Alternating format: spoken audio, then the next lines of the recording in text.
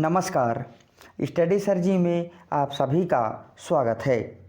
आज हम इस वीडियो में एनसीईआरटी की कक्षा 7वीं की हिंदी पाठ्यपूरक पुस्तक बाल महाभारत कथा के 38वें अध्याय अश्वत्थामा इस अध्याय के महत्वपूर्ण प्रश्न उत्तरों को पढ़ेंगे।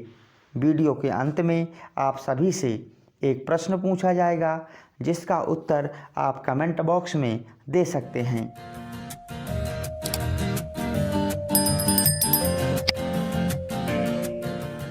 आइए वीडियो शुरू करते हैं। अश्वत्थामा इस अध्याय का सबसे पहला प्रश्न है। मृत्यु की प्रतीक्षा कर रहे दुर्योधन के सामने अश्वत्थामा ने क्या प्रतिज्ञा की? इस प्रश्न के उत्तर में हम लिखेंगे, मृत्यु की प्रतीक्षा कर रहे दुर्योधन के सामने अश्वत्थामा ने प्रतिज्ञा की कि वह आज ही रात में पांडवों को नष्ट करके रहेगा। अध्याय का दूसरा प्रश्न है। मृत्यु की प्रतीक्षा करते हुए दुर्योधन ने कौरव सेना का सेनापति किसे बनाया? इस प्रश्न के उत्तर में हम लिख सकते हैं, मृत्यु की प्रतीक्षा करते हुए दुर्योधन ने आसपास खड़े हुए लोगों से कहकर अश्वत्थामा को कौरव सेना का विधिवत सेनापति बनाया। आइए अब अध्याय के तीसरे प्रश्न को करते हैं। अश्वत्थामा कौन था और उसने पांडवों को नष्ट करने की प्रतिज्ञा क्यों ली? इस प्रश्न के उत्तर में हम लिखेंगे, अश्वत्थामा द्रोणाचार्य का पुत्र था।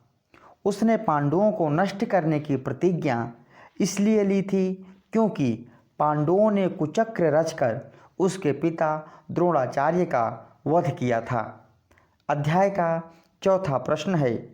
अश्वत्थामा ने पांडवों को मारने का क्या उपाय सोचा?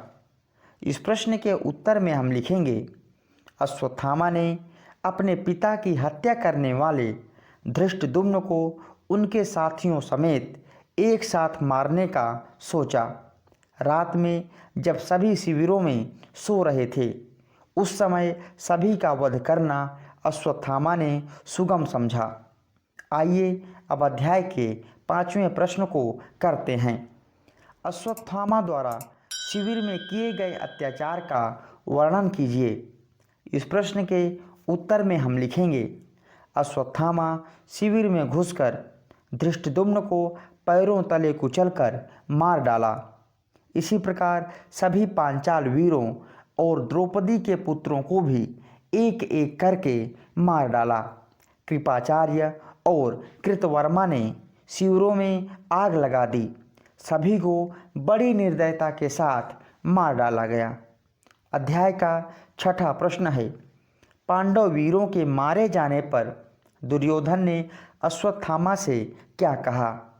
इस प्रश्न के उत्तर में हम लिखेंगे, दुर्योधन प्रसन्न होकर बोला, गुरु भाई अश्वत्थामा, आपने मेरी खातिर वह आखिरी काम किया है जो भीष्म पितामह और कर्ण भी नहीं कर सके। ये कहते हुए दुर्योधन ने अपने प्राण त्याग दिए। आइए अब अध्याय के अगले प्रश्न को करते हैं।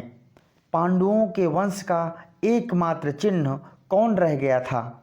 इस प्रश्न के उत्तर में हम लिखेंगे, पांडवों के वंश का एकमात्र चिन्ह उत्तरा का पुत्र परीक्षित रह गया था। अध्याय का 8वां प्रश्न है। परीक्षित किसका पुत्र था?